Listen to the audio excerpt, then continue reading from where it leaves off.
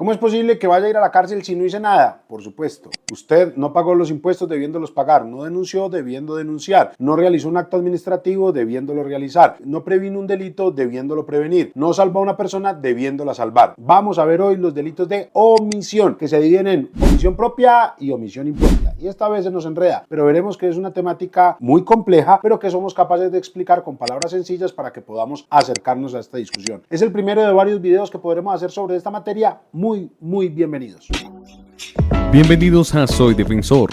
Aquí hemos recomendado libros de distinta naturaleza. El libro que queremos recomendar es este, del injusto del ciudadano, del profesor Pavlik. Este libro es bastante importante, a tal punto que Jesús María Silva Sánchez, a quien hemos mencionado en varios de nuestros videos, dice que es la obra más importante en lo que va corrida de este siglo. Y es una obra que en alemán se presentó más o menos en el 2012 y que ya se encuentra traducida al español por los profesores Ivo Cocovilla, Marcelo Lerman y Hernán Darío Orozco López, quienes pertenecen a la Universidad Pompeu Fabra, la Universidad de Buenos Aires y la Universidad Externa de Colombia, respectivamente. Dicen los críticos, cuando saben alemán y saben español, que la traducción le ha hecho gracia a la manera como se encuentra escrita y que es una prosa muy cercana a las personas de habla hispana y que logró mantener la obra del profesor Pavlik bastante transparente en el idioma español. Obviamente este libro todavía no lo hemos leído de manera completa, no creo que nunca lo leamos de manera completa, porque las obras de esta naturaleza, creo yo, no se leen de tapa a tapa, salvo que sea un autor al que uno aprecie o quiera seguirle todo el conocimiento, sino que se consultan. Y quisimos recomendarlo en este video porque su forma de entender los deberes es bastante importante y son los deberes precisamente el tema del que hoy hablaremos. Profesor, me equivoqué, usted dijo que hablaríamos de la omisión. La omisión es la imputación por el incumplimiento de los deberes. Ahora, todos los delitos son infracciones de deberes, es decir, cuando yo mato a alguien estoy infringiendo un deber. ¿Cuál deber? No matar, es decir, el mandato normativo de acuerdo con el cual debo respetar la vida ajena. Cuando hurto algo estoy vulnerando el deber de no robar, es decir, el mandato normativo para respetar el patrimonio ajeno. Pero lo importante aquí no es establecer cuáles delitos son infracciones de deberes y cuáles delitos no son infracciones de deberes, sino que lo miremos desde una perspectiva más concreta al hecho específico. En la omisión lo que estamos castigando es que aquello que se esperaba que el sujeto hiciera y aquel deber que con ese hacer debía cumplir, no lo hizo y se echa de menos ese comportamiento, lo cual lo castigamos, bien sea con las omisiones propias o impropias, según veremos. Por eso ahorita cuando hacíamos el chiste inicial, ¿cuál chiste? Si no se rió, olvide esto que le acabo de decir. Ahorita cuando hacíamos el comentario inicial decíamos, usted debía pagar impuestos y no los pagó, debía denunciar y no denunció, debía evitar un delito y no lo evitó. ¿Cuál es la constante en todo esto que estamos diciendo? Deber, deber, deber. La omisión no es la omisión de la acción. Es decir, no podemos entender omisión como ausencia de acción, sino omisión como incumplimiento de un deber. Cuando decimos que se presenta una omisión en materia penal, lo que estamos diciendo es que se incumplió un deber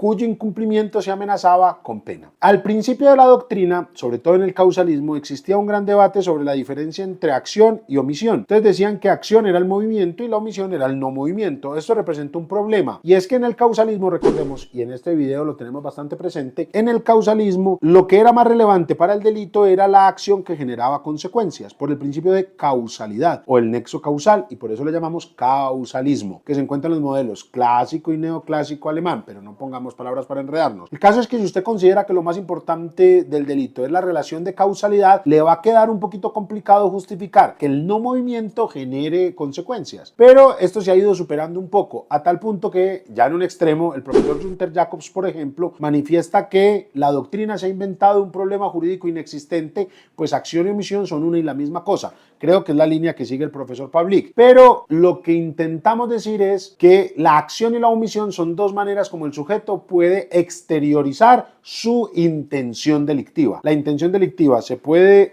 exteriorizar a través de un hacer o a través de un no hacer, porque en últimas la omisión absoluta no existe. Los sujetos siempre estamos haciendo algo. Me gusta compararlos con la nada. Háganse de cuenta que están en sus casas y su mamá les dice, saquen del cajón la plata. Y usted abre el cajón y usted ve que ahí hay unas medias, hay unos medicamentos, hay unas joyas, pero usted no ve el dinero por el que lo mandaron. ¿Usted qué le dice a su mamá? Mamá, aquí no hay nada. Y llega la mamá y dice, no hay nada, ¿cómo hay que no hay nada? Vea, aquí hay esto, esto y esto y esto. ¿Usted estaba equivocado? No. ¿A qué llamamos nada? La nada es la ausencia de aquello que nos interesa. Asimismo con la omisión. El que omite pagar impuestos no es precisamente que no haya hecho nada. El que omite pagar impuestos cogió la plata y se la mecatió en cositas, o se quebró, o quién sabe qué hizo con el dinero. Pero no podemos decir que no haya hecho nada. ¿Qué es la omisión? La ausencia del comportamiento que de él esperábamos. Es decir, el incumplimiento del deber amenazado con pena. La omisión entonces es siempre incumplimiento de deberes. Profesor, pero usted dijo que habían dos clases de omisiones. Sí, hemos distinguido entre omisión propia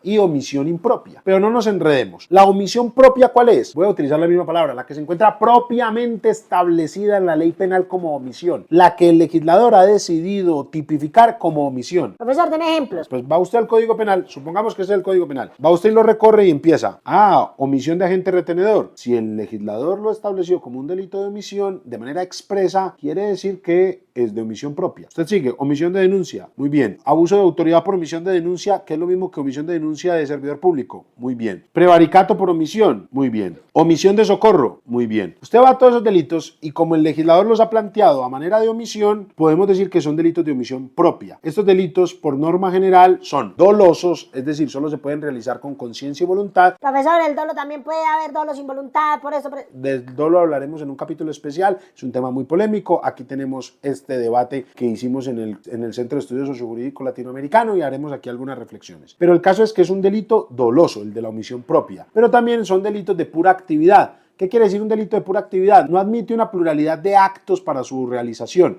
O aparece o no aparece. Tiene otras características, pero estas son las esenciales. Pero lo más importante que quiero que tengamos en la mira es, un delito es de omisión propia cuando el legislador expresamente lo ha establecido como omisión en el código. Mientras que la omisión impropia es una construcción que hacemos. El legislador expresamente no lo puso, pero sí nos dejó claras las normas para construir ese tipo omisivo. Y por eso le llamaríamos impropio, y es porque es un delito que normalmente se encuentra establecido para ser realizado por acción y lo vamos a realizar por omisión. Por eso algunos lo llaman comisión por omisión. ¿Qué quiere decir esto? El delito de omisión impropia no lo vamos a encontrar expresamente establecido en el Código Penal, sino que lo tendremos que construir. El legislador lo que va a establecer es una serie de condiciones para considerar que un delito que normalmente debe ser realizado a través de un hacer, un delito de acción, se pueda realizar a través de una omisión. Pero quiero que entendamos algo, el eje gravitatorio de los delitos de omisión impropia. ¿Cuál es? El sujeto al que se lo vamos a atribuir tiene que ser un garante. Y por eso al sujeto que vamos a querer imputar con esto, tenemos que verificar si satisface o no la posición de garante. ¿Qué es la posición de garante? La posición de garante es la situación jurídica en la que se encuentra una persona que tiene que intentar evitar, en cuanto sea evitable, un resultado típico, pues si no lo intenta evitar, vamos a considerar que él fue el que lo causó. Pero aquí la clave va a ser la posición de garante. ¿Por qué es la clave? Porque si no, todos responderíamos por todos los delitos. Supóngase que usted y yo estamos en un café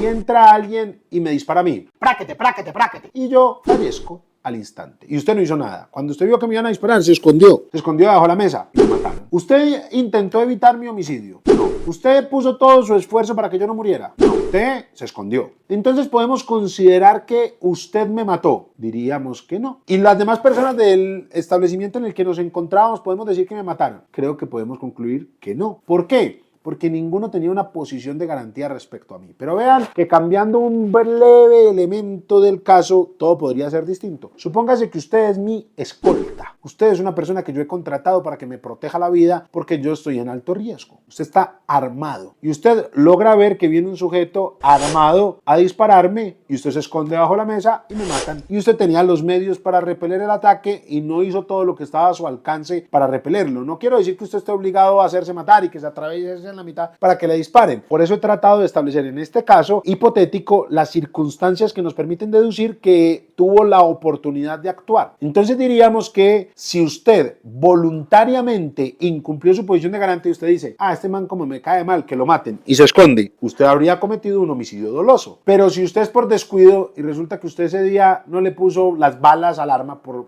un ejemplo, y entonces usted vulneró el deber objetivo de cuidado y los deberes que le eran exigibles en la realización de la actividad como escolta y me matan, podemos imputarle un homicidio culposo. O puede que tampoco responda, pero lo que quiero que veamos es que el deber especial que usted en esta circunstancia tenía lo volvió garante. Hay un ejemplo más fácil de comprender. Supóngase que un niño está solito en la casa y muere por inanición. Todos somos culpables de ese homicidio de ese niño, de la muerte de ese niño, no la llamemos todavía homicidio. Todos somos culpables de la muerte de ese niño, no. A todos se nos puede, no utilicemos la palabra culpable para no creer que estamos en la imputación subjetiva. A todos se nos puede atribuir como nuestra la muerte de ese niño. No, pero supóngase que yo les digo, los papás decidieron irse a un paseo de 4 días y dejar al niño encerrado creyendo que el niño podía ir y alimentarse. Entonces ahí ya unos dirán que es doloso, unos dirán que es culposo, después hablaremos de lo subjetivo, pero nos queda claro que esa muerte sí se les puede imputar a los padres y por lo tanto podrá haber un homicidio. Pero si ustedes ven, ninguno de los padres lo ahorcó, ninguno de los padres lo hirió con un arma, simplemente incumplieron el deber que tenían por la estrecha comunidad de vida que tenían con el bebé y las obligaciones legales que tenían de alimentos para con el bebé y la custodia que por las reglas de la vida y de la experiencia se desprenden de un bebé. Es decir, todos esos deberes especiales que tienen las personas y cuando los incumplen puede llegar a haber allí algo que le importe al derecho penal. Entonces notemos que, ¿cuál es la diferencia entre esos padres y todo el resto de la comunidad? Que esos padres los vamos a considerar garante. Luego, cuando hay una omisión impropia, cuando el sujeto tiene posición de garante y no la cumple. Es decir, cuando estando obligado a realizar todo lo que esté a su alcance para intentar evitar un delito, no hace todo lo que esté a su alcance para intentar evitar un delito. Ya los códigos lo van a tipificar de maneras diferentes. En el Código Penal colombiano, por ejemplo, se encuentra en el artículo 25, que va a establecer unas fuentes de posición de garantía. ¿Cuáles son? La estrecha comunidad de vida, el haber creado el riesgo, el haber asumido voluntariamente la protección de una persona o de una fuente de riesgo y el haber emprendido mancomunadamente la realización de una actividad peligrosa. Cuando una persona está en una de estas 4 posiciones de garantía o en una de estas 4 requisitos que habilitan la posición de garantía, tiene el deber de evitar los delitos que se encuentran dentro de los delitos contra la vida y la integridad personal, los delitos contra la integridad sexual y los delitos contra la libertad personal. Si una persona entonces tiene alguno de estos presupuestos de la posición de garantía. Profesor, ¿lo repite más despacio? Sí, con mucho gusto. La existencia de una estrecha comunidad de vida. Noten que no es el concepto de familia, sino que es más amplio y es más interpretable y debemos verificarlo en cada caso concreto. Pero cuando yo tengo una estrecha comunidad de vida con alguien, yo me vuelvo garante de ese alguien y ese alguien se vuelve garante mío. Y recordemos que no estamos obligados a lo imposible. No es que tenga que evitar cualquier delito a toda costa y en cualquier circunstancia. No, es evitar en cuanto sea evitable. Pero la existencia de una estrecha comunidad de vida, primero. El haber asumido voluntariamente la protección de una persona o de una fuente de riesgo. Por ejemplo, las niñeras asumieron voluntariamente la protección de los niños y mientras los niños están con la niñera, esa niñera tiene posición de garante respecto a ellos. Pero también de una fuente de riesgo, por ejemplo, el salvavidas de una piscina tiene posición de garante en cuanto a la fuente de riesgo que es la piscina y por lo tanto tiene que intentar evitar en cuanto sea evitable los daños que puedan sufrir los niños. Pero también existe el haber creado un riesgo precedente al bien jurídico. ¿Qué quiere decir esto? Que si yo estoy, por ejemplo, en una represa, yo moví la palanca que no era y la represa empezó a sacar muchísima más agua,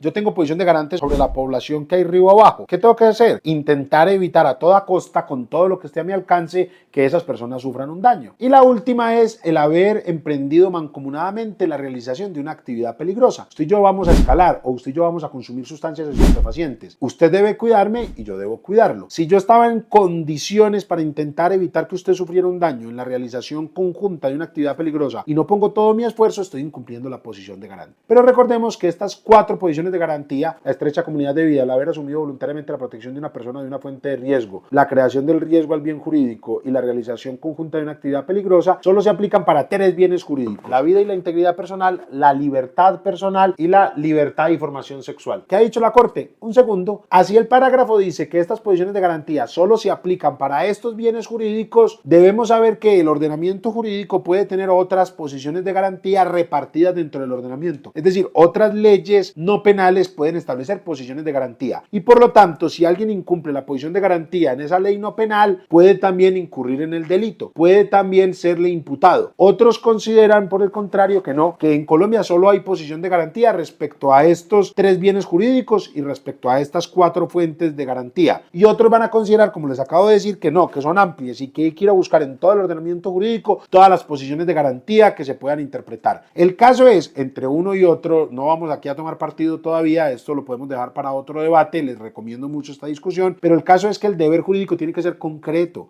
No se trata de un deber abstracto. Todos estamos obligados a la solidaridad. Si fuera así, todos estaríamos en la cárcel porque no hemos hecho todo lo posible para evitar todos los delitos que suceden en nuestro exterior. Ojo, el deber jurídico tiene que ser concreto. Posición de garante, deber jurídico concreto, que tiene una persona que tiene que intentar evitar un resultado antijurídico. ¿Por qué? Porque si no lo intenta evitar, vamos a considerar que fue el que lo causó. Por eso le llamamos una omisión impropia, porque el delito que le estamos atribuyendo es un delito que usualmente se cometería por acción, pero él lo está cometiendo por omisión. En síntesis, tenemos dos clases de omisiones. La omisión propia, que se encuentra expresamente establecida en la ley penal como omisión, la omisión de socorro, la omisión de agente retenedor, la omisión de denuncia, el prevaricato por omisión, etcétera, etcétera, etcétera. Y tenemos la omisión impropia, que es la más polémica, en la que hay que hacer una construcción, pero su eje gravitatorio es la posición de garante. Es decir, preguntarme, esa persona tenía el deber jurídico concreto de intentar evitar, en cuanto fuera evitable. ¿Y por qué en cuanto fuera evitable? Porque nadie está obligado a lo imposible. Un resultado típico. Si concluimos que él sí tenía esa posición de garante,